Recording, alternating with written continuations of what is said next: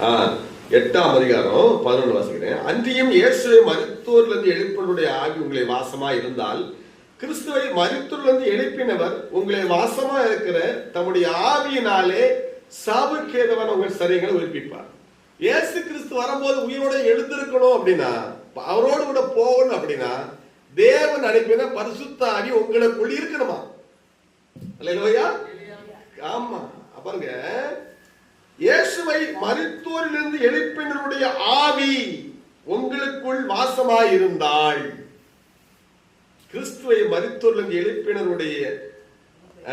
எழுப்பினர் உங்களை வாசமா இருக்கு. நம்முடைய ஆவியினாலே சாவுக்கேத உங்க சரீரங்களை. அப்ப நமக்குள்ள எது வாசமா இருக்கணும்? பிசாசு வாசமா இருக்குது. அந்த பிசாசை துரத்திட்டு பரிசுத்த ஆவியோட வாசமா இருக்கு. நீ பரிசுத்த ஆவி மேல தாகமா இருக்கணும். நமக்குள்ள பரிசுத்த ஆவியான வாசமா இருக்கணும். தேவன் அனுப்பின பரிசுத்த ஆவி. அப்பதான் பிதாவையும் தேவன் வரும்போது அதான் அடையாளம், அதான் சிப்கார்டு. அல்லேலூயா. அந்த ஆவினால்தான் உன உயிரோடு அவர் எழுப்ப முடியும்.